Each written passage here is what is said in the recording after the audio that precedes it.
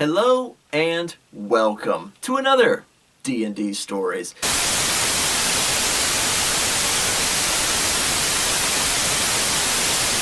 Remember when something cool happens. So today we go on to Conqueror Ken and the Witches 3, which was actually going on at the exact same time as the 12 Trees campaign. Yes, I didn't tell my group about this at the time, but while we were on Discord running 12 Trees over a number of months, via text and forum post, I was actually running a duet game at the same time. Now, if you remember, in 12 Trees, in all their letters and journals and little notes to each other, they mentioned another faction of evil druids called the North Storm.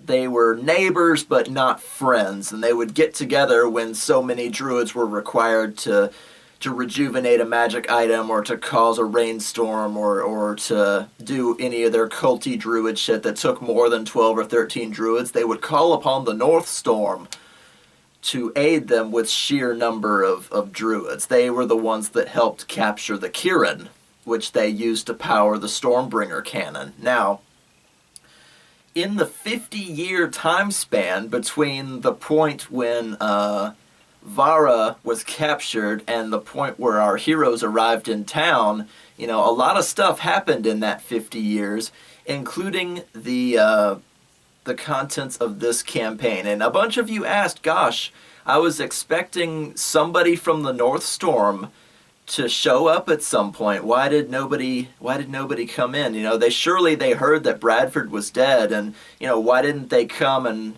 look around? Oh, all of 12 Trees is dead? Well, yeah, all of their magic shit is ours now, yes. Why didn't they come for Bradford's spell book, which is written in Sylvan and can only be used by druids? Why didn't the North Storm ever show up to harass our heroes?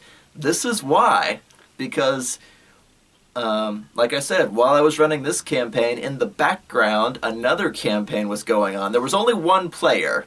I'm not so crazy that I run two different groups at the same time. I would burn out hard and fast. But, so this, I guess, is a prequel, but answers all the questions you guys had about 12 Trees. So, come with me, O human child, take me by the hand, for there is far more weeping in the world than you can understand. And before there was Primus, the weeping lion, before anything about the 12 Trees cult began to coalesce, there were the North Storms. And they lived out in a sort of cul-de-sac of mountains, just called the Mountainous Circle, because I'm bad at naming things. The Mountainous Circle was the site of a kingmaker campaign. Now, what is that? A kingmaker campaign is when you do things on like a macro scale, where the players will try to set down a kingdom or a country or a city-state, something like that. Kind of like playing Civilization, but with D&D rules. And you could just as likely be fighting battles as you could be waging war, as you could be developing cities and countryside. It's just what it sounds like. It's a kingdom-building version of D&D or Pathfinder, whatever you want to call it. There are actual box sets and stuff, and I think, I forget which book it is. I think it might be Mythic Adventures or Ultimate Campaigns or something like that. One of my books here has Kingmaker rules in it. And though I've never gotten the chance to play one, there is a smaller version of a Kingmaker campaign that I ran. I just called it an influence game, where a hero or heroes would show up to a region, show up to an area, and through a number of quests would grow greater and greater in popularity, in influence, in political power, etc., until they were elected or held up on a pedestal as the leaders, the lords and ladies of the realm. And it's like taking over a company. The magic number is 51 out of 100. Well, anytime he would finish a quest, I'd say, okay, roll me a d4. You finished out a quest, or, you annihilated that faction of such and such monsters that were terrorizing the countryside. Roll me a d20. And then I would add that to his influence percentage. And when you hit 51, because that's the greater majority, you win. So, fairly simple. Fairly simple. So let's get into the story, shall we?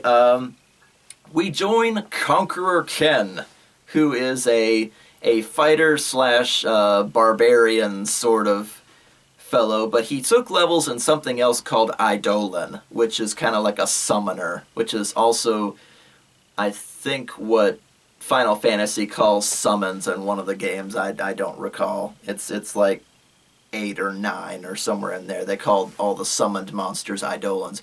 Eidolons can have like spectral weapons. Like they grow claws, but the claws are like ghostly and like added out over your limbs and things like that. He had like claw attacks and bite attacks and things because he had like the ghost of a wolf over his head, and the muzzle would bite things and it would hurt stuff. It was really cool. It was really cool.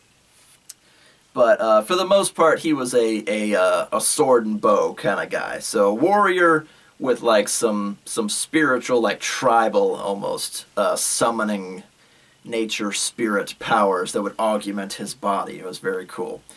But Ken, I think we started at like level 5 or level 6, but as is my habit, so you have stuff to work with.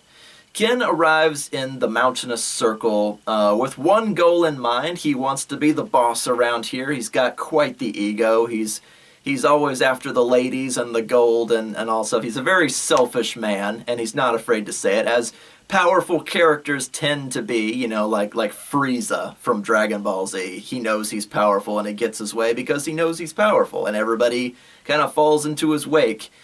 Ken is kind of the same. He's...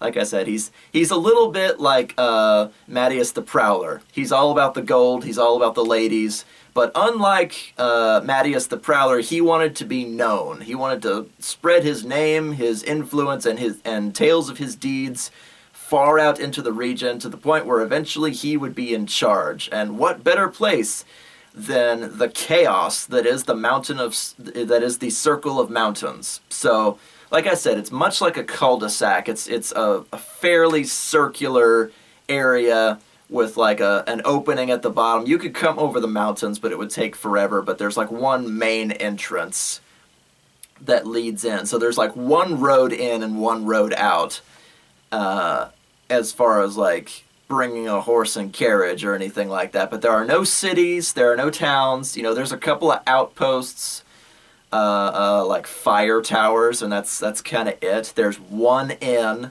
near the entrance because that's where all the heroes go to cut their teeth and look for treasure and hunt monsters and stuff. This is the perfect place to open an inn. So it's the Blue Dog Inn is right there on the lip of this area. It's also the safest because it's the only place that's got a road.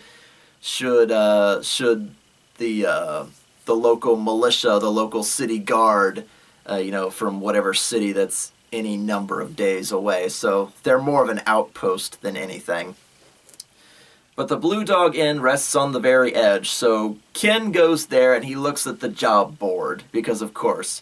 And this is basically a sandbox game, of one of the very few sandbox games that I've ever run, because sandbox games, I'll be honest, make me nervous because they can go off in any number of directions, and I like to build the box or the aquarium. I like to beginning, middle, end, and then the campaign's over, let's go play something else. I'm very much like a write the play kind of thing. Not that I'm against creativity and for games evolving as they go, but, if I never know what I'm going into, then it makes me really nervous and it makes my GMing skills come apart. Because I'm good at designing finite things, not by flying by the seat of my pants. So I come up with a number of things and I put them on the job board, accept your quests here. And the first thing that Ken does when he arrives, he introduces himself to the bartender. He's probably going to be coming in and out of here a lot, so he sets down some money. He spends some time with the local honeys, because of course, and makes friends with all the servers, and the lady that cooks all the food in the kitchen, etc., etc. And he goes up to the job board. He immediately finds a bounty, which is worth about 1,000 gold. And he's pretty penniless because he's just fresh off the character creation screen, and he spent all of his money on magic shit and making sure that he could solo, because Conqueror Ken is by himself. So he's got a cool sword and some cool boots and a couple other bits and bobs, but he spent all his money. So this is the front of his adventure. He's gonna start penniless. But 1,000 gold for one bounty, not bad. What is it? It is a male orc barbarian, Helgen the Skull Collector. Helgen the Skull Collector is just what he sounds like. He's an orcish barbarian. Nobody's ever beaten him. He cuts the heads off his foes and skins them down, and has this long line of fucking skulls that hang in his beard and down his hair and decorate his shoulders and stuff like that. It's almost like the Minotaurs from Legend of Grimrock. There it is. That if a Minotaur in Legend of Grimrock had skulls in their inventory, they would grow more powerful, because Helgen the Skull Collector, Helgen the Bloody, was much the same way, and he had many a victim of people who had entered the Circle of Mountains, and he needed to be taken down, damn it.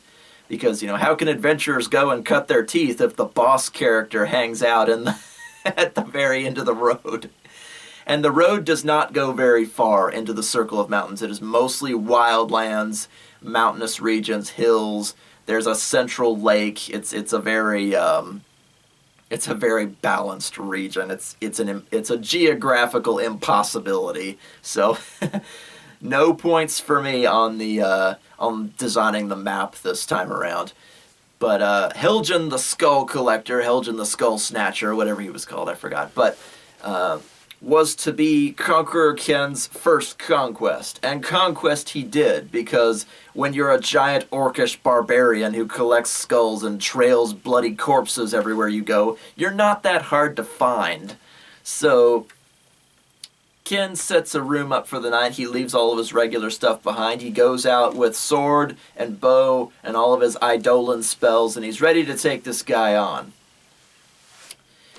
And he follows the blood and the machete strikes that go through the wayside, off the road, some distance away, maybe a day's travel away from the Blue Dog Inn. So this guy kind of hangs out within a certain radius of the inn, because of these greenhorn, new-blooded adventurers show up to the Circle of Mountains hoping to make a name for themselves. He just cuts them down and takes their magic shit and stuff like that. And it makes for a very good living, because adventurers always have money and magic items and shit like that. So it's a very great way for a barbarian to carve out a living, if you will. He's almost Viking-like in that way. So he's never more than, say, 10 miles from the Blue Dog Inn, so he's very easy to find. And find him he does. Ken, I guess I didn't say, is a human. He's a human man who did fighter, barbarian, and then Eidolon levels. He made a weird mix so that he could fight anything and stand on his own 2 feet. Follows the trail of destruction and bodies every which way to a clearing where he finds Helgen the Skull Collector, set up his own little camp. He's got the tent and the fire, and he's got a skull in his hands, and he's making tribal etchings and shit in it. He's gonna make it into a shoulder pad or something like that. And Ken emerges out into the clearing, and it's pretty to the point. She tries to talk the guy down at first. I am Conqueror Ken of the blah blah blah region, and you're coming with me, Helgen the Skull Collector. And of course he turns about, he picks up his great sword, great sword. And he's like, oh, another one for my pile of skulls, ah ha ha ha. And he gestures to one side where he's got this fucking bag of skulls that's spilled out on the ground. He gets up from his sitting log, hefting his giant sword, and they fight. And their swords clash and spray sparks, and Ken tumbles past him, swings for his head, misses. the Helgen does the big unbridled blade, boom, and hits Ken, knocks him on his ass with, 1, 2, 3 attacks. Thankfully, Ken is able to sling some Eidolon magic, among which is turning invisible for a very short amount of time. But when you're bleeding and running across tall grass, invisibility doesn't do you a lot of good. So they continue to fight until finally Ken fells the beast and chops his head off. And, Helgen the Skull Snatcher falls to his knees, the blood kind of spurts from his neck a couple times and he falls to one side. So, of course, having gone through X number of adventurers and collected their skulls and stuff, Helgen is covered with minor magic items. So, like a ring of protection, boots of stealth, belt of hunting, a cloak of elvenkind. He drops all this really cool shit because he's been killing other people that by their very nature carry magic items. So right away Ken is just outfitting himself. Nothing amazing. He doesn't have like Vorpal swords +3 or anything, but he had like 2, 3, 4, 5 magic items just on his person. And Ken collects the skulls, he collects the head and puts it in there with the skulls. He raids the tent for a while for anything mundane that he might want. And he goes back to the Blue Dog Inn. He's like, okay, where do I turn in this bounty? He's like, what bounty? Says the bartender. And he holds up the head. Put that thing away. He doesn't want any of his customers to see the dead, severed head of an orcish barbarian in his restaurant, So Ken gets a location on his map for the nearest town that has a guardhouse, and he spends time going all the way there, turning in the head, collecting his 1,000 gold pieces. He does a little bit of shopping to kind of outfit himself a little bit better. The player, whom I've never met before, we met online and got together, has realized what sort of DM that I am, that I'm not afraid to kill him, I'm not afraid to tell him no. The world turns on an axis that's more realistic than what he was expecting. So he kind of adjusts his strategy a little, stocks up on the potions to make sure he doesn't die, and then he gets a wand of Cure Light Wounds. So it's got 50 charges, cure light wounds, cure light wounds, cure light wounds. Okay, next room in the dungeon, And he relied on that wand a lot because I gave him some serious beatdowns through the campaign, some of which he barely survived. So that wand was probably his best investment to keep himself alive. So after having turned in the head of Helgen the Skull Snatcher, or Skull Collector, he returns back to the Blue Dog Inn, again, brings in some of the honeys, has a threesome, and I go, okay, that's the end of one quest. Give me a D4. And he rolls a D4, it's a 1. I was like, okay, that bounty gave you a 1% influence over the region. He's like, I can't add charisma or anything. I said, no, it's just a standard bounty. I mean, it was a 1,000 gold bounty for a level 5 character. Good. I mean, hey, good on you. You're known as a bounty hunter at the Blue Dog Inn now, so you can get things done. But not quite ruling the region material quite yet. So he rolled really badly, and he was kind of upset about that. So he gave the horrors of the Blue Dog Inn a rough time of it, and then he's like, okay, what else can I do? Goes over to the job board again, but as he's looking at the job board for the random quest again, he sees that the barn, the supply barn for the Blue Dog Inn, is covered with green handprints. If some asshole just had a bucket of paint and stuck his hand in it and then slapped all over the barn up to the height of a man's head. And the doors are open and there's stuff strewn out all over the ground, and he goes out there and goes, what is going on here? The bartender, who assumedly owns the place, is scrounging around inside, throwing broken things out, rusted things out, and he's like, are you okay? What's going on here? And he goes, I just had a run-in with the Wild Children. And he goes, the Wild Children? And he goes, who are they? You know, they are druids of the storm, a local sect here that thinks they fucking own the place. They raided my barn and took all these tools and hay and different things that I need to keep the Blue Dog Inn running. They just fucking raided the place. They broke my padlock and everything. And Ken kind of looks in, you know, sure enough, all the hay's been tossed. Half of the tool pegs are empty. There's green handprints all over everything. And Ken's like, were there a bunch of them? And he goes, yeah, they're freaking crazy people. They run around with dire wolves and they don't wear clothes. They're covered in green and brown paint all the time. They host these wild fucking dances and, you know, freakish druid orgies. And he basically talks up the North Storm, who here are known as the Wild Children, because I guess it sounds better. I don't know. 12 Trees called them the North Storm because they're from the North Storm Forest, which is part of this region. But locally, they're called the Wild Children. So there's at least 13 of them, and they command dire wolves, which are wolves the size of horses, not to be screwed with. And the guy is really upset. You know, half of his shit is gone.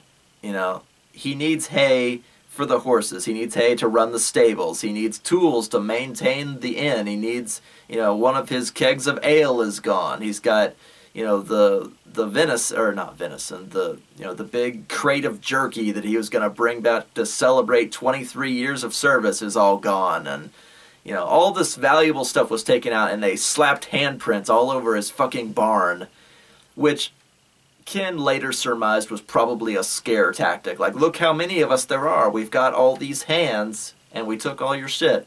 So it's probably a scare tactic.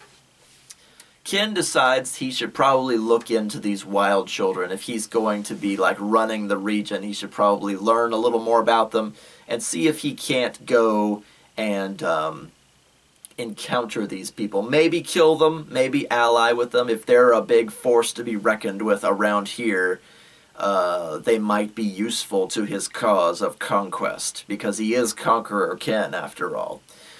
So he journeys out into the woods, following the trail of you know, dropped bags or occasional bits of straw. Seems everybody around here leaves a trail, which is fine because he doesn't have levels in Ranger, and the circle of mountains is vast. So if there was no trail, he wouldn't get anywhere very quickly.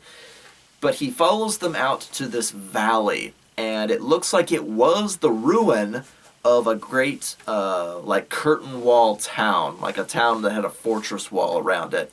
But it's all laying in ruins. There's, like, 1 or 2 towers still standing. They've got lights in them. There might be somebody up there. The curtain walls lay in ruins. The streets are kind of all that remains, but all the buildings are gone. There's no stone sitting across another anywhere around here. It's like the town was fucking just annihilated from the ground up. But of course that leaves things like basements, cellars, root cellars, tunnels. So there's a lot of holes every which way that are covered with hatches. And as Ken's looking out over the valley, you know, night falls. So he decides that he should probably wait a while on that.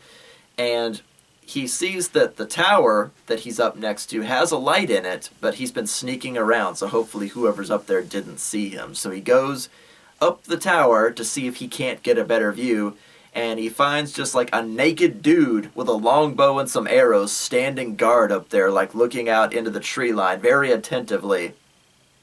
And sure enough, he's covered with like moss and, you know, green paint and brown paint and mud, and he's like encrusted around his feet and stuff like that. He's a wild man. He's, you know, one of the wild children.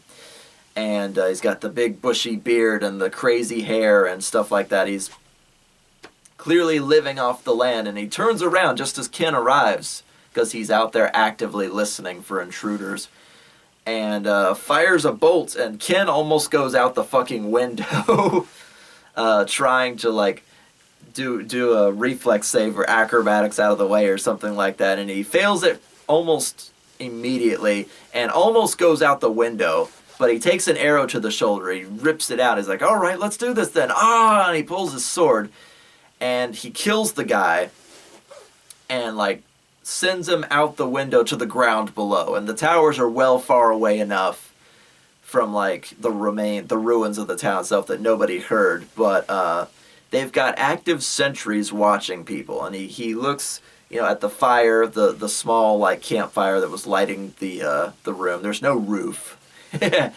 But he looks around and out the windows to kind of get a better look at things, and sure enough, there's a great big bonfire in the center of these ruins, and there's 12 people knelt down, like waving their sticks at it and swinging branches that are on fire, and there's a guy with big like culty robes who's way taller than everybody else. He's got the big antlers on his head. He's like, oh, that's probably their leader. I wonder who that is. And then, of course, a big patrol of dire wolves come through, and they love on the wolves, and they scrub them like they're horses with their fingers, give them scritches. And says there are way too many fucking people for him to just go down there. But he fucking goes down there because, of course, he's Conqueror Ken. He fears no man. But as soon as he emerges like out into night has already fallen. So as soon as he emerges out of shadows, people start like pointing at him and screaming, and they all look about like the other guy. They're scraggly, green paint, brown paint, covered with like mud. They carry spears. They're basically like this indigenous tribe of people that know druidic magic. But their leader doesn't really move, but he makes a light hand gesture, and the wolves and the spear throwers come rushing in. And Conqueror Ken's like, oh, fuck. He's like, they attack him on sight, like Red is dead. They don't want any outsiders. There'll be no talking here or no diplomacy rolls. So Conqueror Ken is able to take down a couple of people and then a couple of the dire wolves before he takes off out into the tree line where the wolves and the spear throwers chase him some more. And finally he's like, all right, he throws out like a blinding spell. I forgot what it's called. It's not, it might be fairy dust. I think that's the spell.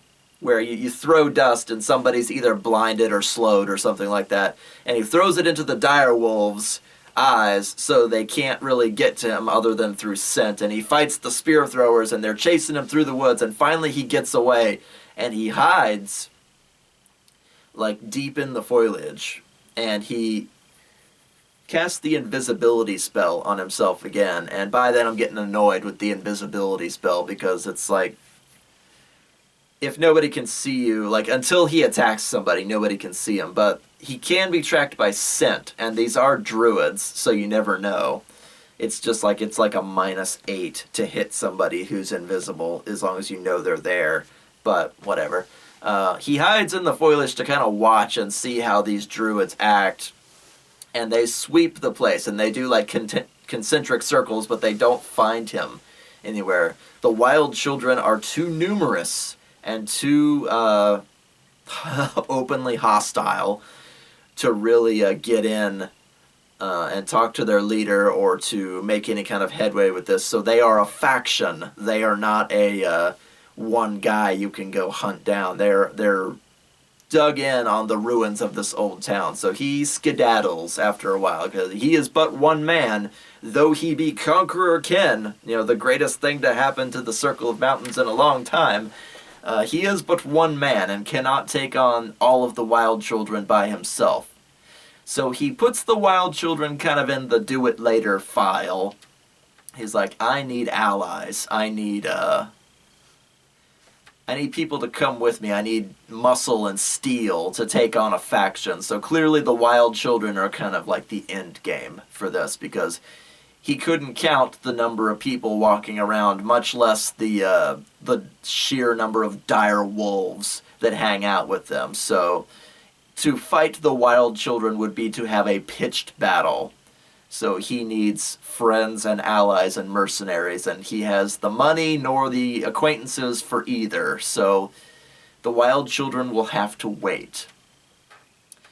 So Ken decides he's going to go back to the town outside the Circle of Mountains. We just called it town because it didn't really matter too much. He would go there to buy his magic items, because the Blue Dog Inn is just an inn and tavern. But he would go out to town to buy stuff and kind of listen in on what was going on lately. And he heard a bunch of farmers talking about a trio of witches that lived in the Circle of Mountains that often bartered with farmers and other people that worked the land for a price. But their magic was ruining other people's farms, and they were very upset about this. So Ken kind of listens in while he's like picking up an apple and looking it over. Oh, I don't want that one. Pick up the next apple. He's just kind of eavesdropping on these guys. Apparently, there was a coven of witches deep, deep in the Circle of Mountains whose main thing is that they could control the weather. And a farmer could approach with like a tribute or a payment or something like that, and they would rend the sky of clouds in one area and move them over that guy's farm and have it rain over his crops. But at the same time, it would cause a drought wherever they took the clouds from. So it was a two-headed coin, but whoever was paying would win out. So they were basically magic mercenaries. It was getting a lot of ire from a lot of farmers, except for the rich ones, who were the ones enjoying these crops being rained on whenever they needed to be. But to the point where there was a bounty on these three witches, 5,000 gold, quite a bit for a fifth level character running around by himself. So Ken kind of strokes his stubble a little bit. He's like, three witches, a coven of witches, and he goes and he asks these guys what's going on, who's paying the bounty, where that's going to be, etc., etc., if he could find out any information. But it seems that anybody who had dealings with them, part of the dealings was that you didn't really talk about them, because, the number one rule of Fight Club is that you don't talk about Fight Club. So number one rule of working with the witches is that you don't talk about the witches.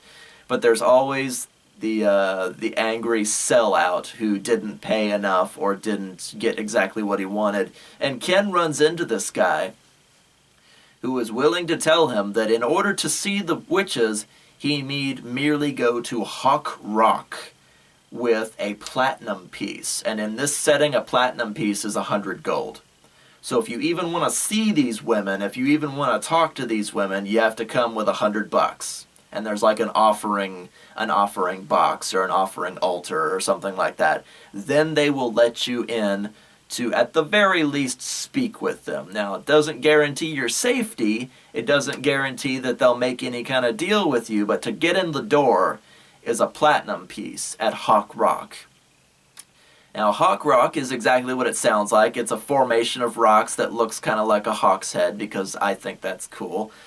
And it's several days' journey away. So Ken does exactly what you might fathom. He goes and he finds the reward poster, this coven of weather witches for 5,000 gold pieces. He looks it over. There's not really any details as far as who they are or what they look like. Merely that they are controlling the weather and causing droughts in certain areas while they cause healthy crops in others. And, that is disrupting nature's cycle and stuff like that. So he takes the contract bounty from the militia place, and he goes back to the Blue Dog Inn, and he lets the bartender know, hey, I'm going after these witches. Hopefully, I'll be back in a few days. So he gathers up all his adventuring gear, and he puts down money to make sure he can leave some of his stuff in his room and not have to worry about it. He bangs another whore, because of course, and then he goes out towards Hawk Rock. Now, he has to avoid the wild children, because Hawk Rock is much, much further out. It's like if the Circle of Mountains was a clock, the Blue Dog Inn would sit at 6, and Hawk Rock would sit at like 10 or 11. So it's a few days' journey away. And he rolls the fate dice, roll the percentile to see if anything happens. But 4, 5, 6 days of traveling through the hills and the rolling hills of the place and across the plains and through the woods, nothing happens. He's got great weather. He makes good time, and he makes it all the way to this place. And it's very steep. It's almost like a goat path. He's got a zigzag going up, and he eventually makes it to Hawk Rock. And it looks like a great big pronounced, hawk's head with the curved beak, and he goes and he finds a sheer stone wall, no doubt a protected entrance, because it has a statue of two, like, goddess-looking figures, naked women holding urns that pour out water and things like that. And between them is an offertory box, which has the little slit in the top. And he's like, okay, I've got this platinum piece, because he exchanged for one in town. And he puts the coin in, and the goddesses turn from facing forward to facing him to sort of unlock the mechanism. He can hear the sound of shifting stone, and slowly the offertory box kind of like lowers into the ground, and like the stone slides over it so that he can't take his coin back, and the entrance begins to open away. The wall slides back and then splits open like elevator doors almost. And, dust and rocks kind of rain from the top as it reveals this dungeon entrance. Now, the dungeon itself wasn't super important, but we'll go through, like, some of the stuff that he ran into, because, a dungeon run is a dungeon run. It doesn't have a lot to do with the story, but we'll kind of go over the highlights. He goes through and he's like, if this witch coven is composed of only 3 members, it's probably a relatively small place, right? There can't be a 50-room dungeon looking for 3 people. I'm by myself. I'm level 5. No, fuck you. This place was a labyrinthine place of tunnels and hallways and other bullshit that was in his way. Number 1, to protect the coven, so that they could feel safe wherever they were letting their hair down. Number 2, to kind of root out the riffraff, because $100 doesn't make you special. It just means that you can get in and talk to these people. So, only the penitent man will pass. Are you worthy of seeing these women, much less trying to kill them? I mean, come on. 1 level 5 adventurer versus 3 magic users, and he has no hesitation whatsoever. But he goes into this dungeon, and of course he steps over, the remains of those who failed before him. There's like a gargoyle in the middle of this room that's surrounded by, stacks of bones and skulls and other such serious warnings. The pillars in the room are of women in togas wielding swords, and if you step on the tile in front of them, the columns will swing the swords and take your fucking head off.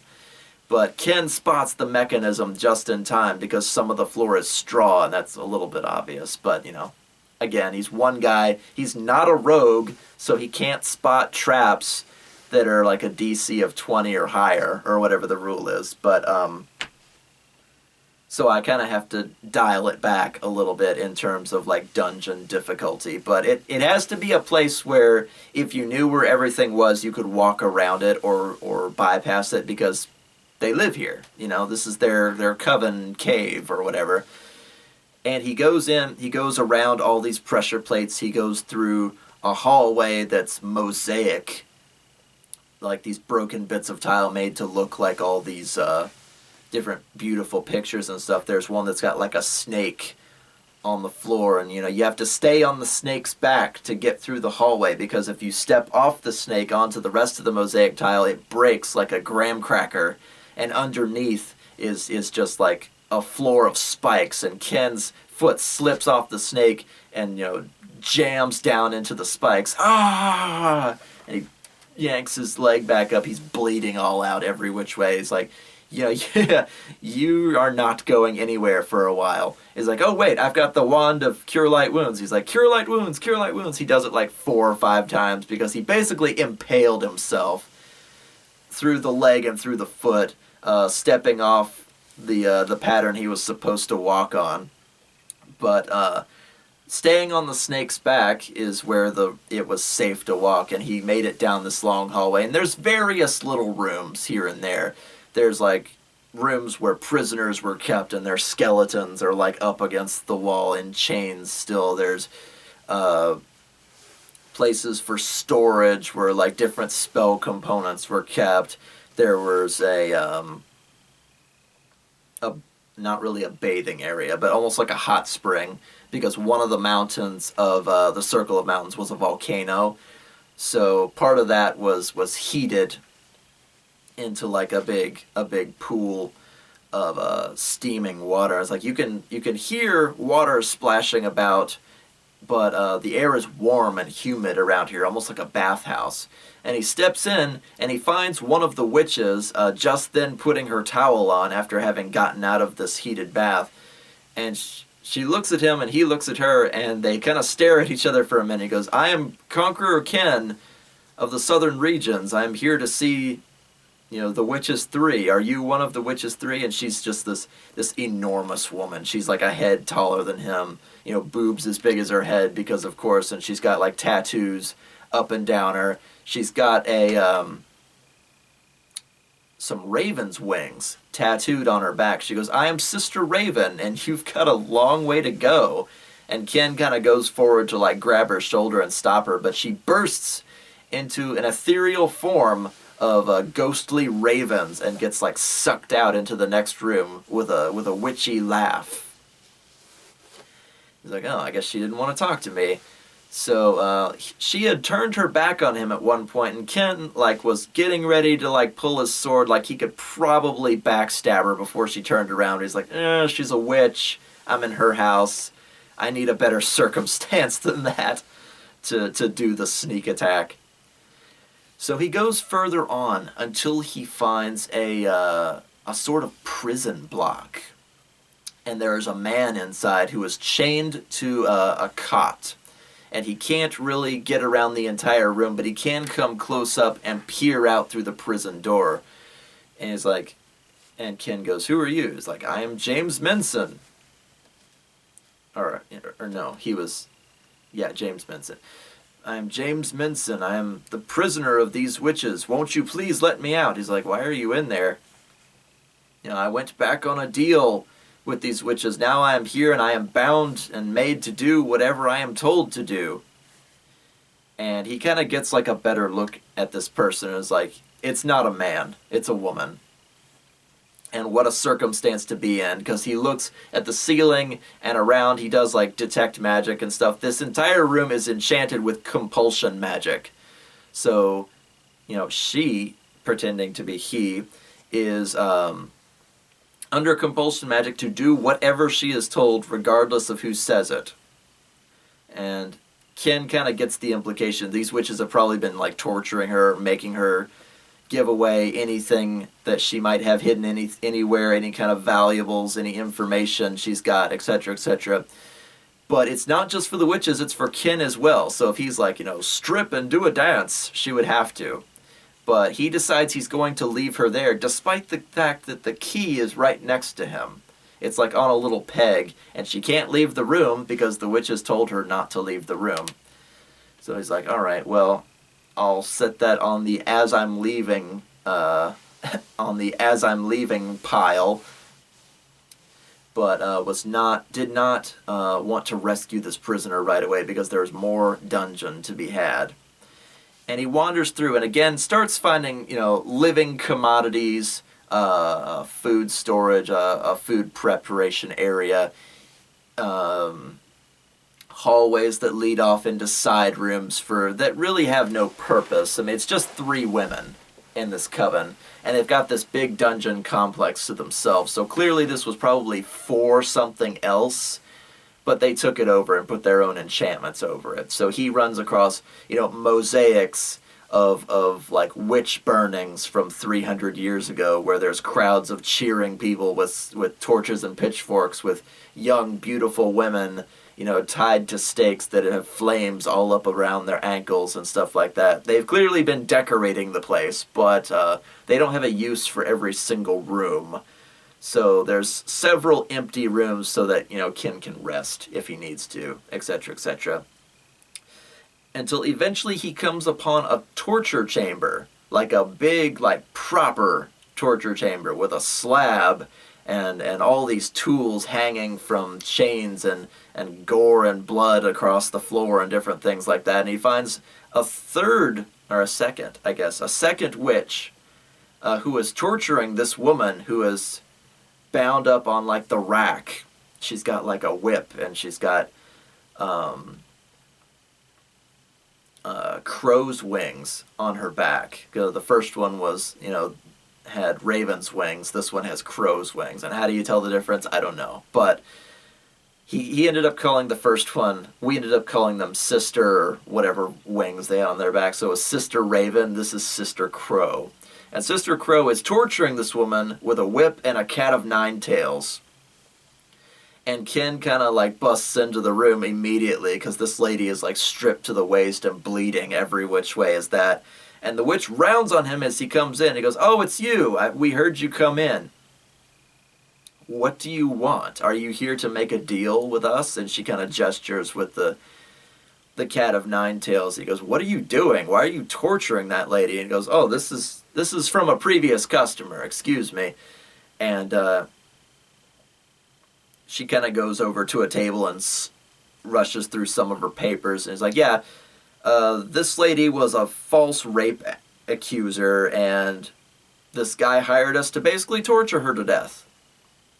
And, that was kind of the end of the sentence. And Ken is like, "Oh my God." He looks at this woman, "Is that true?" No, it's not true. Please help me." And Ken isn't sure who to believe because that's kind of a very serious thing, a false rape accusation. But then again, whoever it was hired these witches to torture this woman to death for her words. So whether those words are true or not, his sense motive is not quite high enough. So he goes, "Well, you've still got a ways to go as far as meeting us in our quote-unquote meeting room, so why don't you leave me to my work, and I will talk to you later." And again, she's got this big wide brim hat and this black Jessica Rabbit kind of like over-sexualized witch look to her. And she's, again, whip in one hand, cat of nine tails in the other hand, and he's in a room full of torture devices. He's not quite sure he wants to take her on, like, when she's ready for him. She could be a dual wielder, for all he knows. But he's not about to let this witch torture this woman to death, so he kind of steps up, to try and convince her to back off. But after a time, it looks like it's going to come to blows. So Ken pulls his sword, and he gets ready. He's got like his Eidolon spirit coming up, so he's got this long set of claws, and a big like ghostly wolf head like comes down over his head like a fucking Iron Man helmet, and he goes to like do battle with this woman to protect this torture victim. And she bursts into ravens and goes off, gets sucked out the door, much the same way as the other, or crows rather. I forget because I mix them up all the time. Sister Crow and Sister Raven, great. We'll have no problem telling them apart. But she gets sucked out the doorway much the same way the first one did, not stepping in to do combat with him, but he did at least save the torture victim. It's like, I saw this lady in a cell not far away, or as far away as well. There's a lot of themes of like torture and black magic going on in this dungeon. Not sure I'm super comfortable with this. But he goes to like get this woman down off the slab, and she turns into a gaseous state and is gone with a squeal. He's like, "Damn it, I almost had that." He's like, "I'm sorry, this was a different contract. It has nothing to do with you. So, lay off. This woman is mine, and you can't have her. I have to torture her to death. I've already been paid for it. Sorry, it's not going to happen." So she could be anywhere in this dungeon at this point, along with the other two witches. And finally, Ken gets out. He gets out of this torture chamber very disturbed, but he's kind of getting the theming that's going on here. This is a very cutthroat area. And, with the wild children, with the witches 3, with the farmers who are stealing rain from each other. These people fucking hate each other. They're the only people that are allies with each other around here are the people that have mutual benefits. So it's like the witches are no different. They were hired to torture this lady. They're torturing this lady. They were hired to move rain clouds around and cause droughts in other areas. They're moving rain clouds and causing droughts in other areas. So Ken keeps exploring this place, and eventually, yeah, he finds more like magical munitions for spells and black magic. He sorts through all the torture implements and sees all the blood and gore dripping off some of them. Like, these women will, you hire them and you pay them properly, they will do whatever despicable deed you hire them for. So Ken put the platinum piece in to get in, but he hasn't had an explanation for any of them so far as to what he wants. So he starts like going through that in his head, like, could I buy them off? Could I like have them ally with me and go fight the wild children? Maybe, but how much gold is that gonna be? So he's trying to form a plan in his head because these people are despicable, but they are for hire. So maybe it's hard to tell. And I should probably mention, Ken is not lawful good. At the very most, he's like chaotic neutral evil, something like that. He's very selfish and egocentrical. The way he treats people and some of the decisions he makes, he flirts with the dark side, but he's here to take over the region, so you never know. He could be an anti-hero. But finally he gets out to like the main like cauldron room where the witches stand around and like they're double toiling trouble doing their culty witch shit. While their cauldron bubbles and sits over a fire while they're doing stuff. What are you making there? Dinner stew? Dinner stew is not a thing. What is that? It's beef. What do you want? So they become very humanized in his eyes because his player said he wasn't used to like dungeons and people making a whole ton of sense. So I was a different breed of DM that he'd never run into before. He comes in on them when they're making dinner. They're hireable contractors that do all these despicable things, but he comes in on them while they're doing dinner. And it gets to the point where Ken's got all three of them in the same room. He's like, well, you paid your platinum piece and you made it all the way out here. So what do you want? Do you want us to move the weather around for you? We are weather witches. Do you have enemies? We could kill someone for you or torture someone. We're not above that. You saw that. They're very businesslike about it. And Ken's really not sure what to do. Like, does he ally with these people? Does he? And finally he decides, I should probably either try to kill them or try to hire them.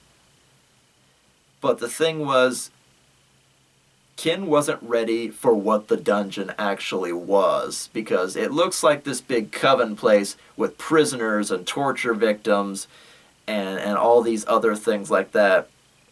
But while he was there, it started to kind of fall apart around him, almost like an illusionary dungeon or something. And the witches leave, and they go beyond like a white door. And they close the door behind them, and there's a big bright light behind it. And Ken's like looking around like the light sources don't make sense. The shadows are not shaped the way they should be. It's like the simulation is coming apart or something like that. And he follows them through the door, only to find himself in a grand white space. And then he wakes up slowly laying out on a bed in a cabin somewhere. And he slowly sits up. They're like, oh, he's waking up. And all three of the witches are present there. And it's just a normal house. It's a cabin. There's, table and beds and furniture and all that kind of stuff. And he's slowly waking up. Oh, he's waking up. Did he actually pass? And they go, yes, he did. And Ken's like, what is going on? And he goes, well, when you arrived and put your platinum piece into the offertory box, we ripped your soul out of your body and then tested you. He goes, you ripped my soul out? Why? To test you. Aren't you listening? So it's Sister Bats, Sister Raven, and Sister Crow. These three women. Just living up in this cabin, just anytime you get close enough, they rip your soul out and test you to see if you're a good person or if you're worth doing business with by running you through an appropriate challenge or dungeon or whatever in his case. So Ken had plenty of chances to be evil, in this campaign, in this dungeon. There was a prisoner that would do whatever she was told. He could have raped her. He could have, told her to do a sexy dance or to like kill herself or to try and do any number of bad things. But he left her there and did nothing. There was a torture victim who was a false rape accuser. He was being torn apart by cats of nine tails and whips and stuff, and he stepped up to defend this person, despite, whatever may or may not have happened. So he's proven that he's really kind of, at the very least, kind of lawful, a little bit lawful. Not good by any stretch. He pulled swords on 2 out of the 3 of them, but that given the chance to do evil and get away with it, he did not. So they are willing to listen to him at this point. And I swear to you, Ken looks at me and he's like, can I seduce all 3 of them and bring them in as like allies? And I was like, what? He's like, yeah, Conqueror Ken has a charisma of 18 and good diplomacy. I'm going to see if I can't get a foursome going just because they're sexy, over-sexualized witches, because I gave him like these really stereotypical like anime girl witches with giant boobs and skin-tight clothing and stuff like that. Not like hags or anything like that, but really young, voluptuous witches with wide-brimmed hats and stuff, just for the fan service. And he's like, all right, I'll try to seduce them. Bah! And he throws the dice. And this is the part where I say, oh, it's a 20, but it wasn't a 20. It was 17 or 18, but he rolled really high, and after a number of hours, he recruits them in as allies, and they give him a summoning stone. And in this setting, a summoning stone is basically exactly what it sounds like. You throw it on the ground, you break it, and whoever it's tied to will immediately show up to do battle with whoever you are fighting, but it only works once. So he makes steadfast allies with these witches. Instead of killing them and getting the 5,000 gold, he decides he's going to gather allies to later fight the wild children. So he's got a coven of witches on his side. I was like, okay, throw the D10 or whatever for percentage of influence. He gets a perfect 10. So he goes from 1% influence to 11% influence. And you remember the magic number is 51, so he's got a ways to go, but he's got some powerful allies now. And that is where we will leave off for today. We have more adventures of Conqueror Ken and the Witches 3 going forward, but we will get to that next time on D&D Stories. Keep gaming. Hi guys, T here. Remember to hit that like button for me on your way out. If you'd like to see artwork and maps from my gaming table, check out the D&D Stories Facebook page. Also, I have a Patreon if you'd like to toss a few gold pieces into your humble bard's hat. Links in the description below. Keep gaming!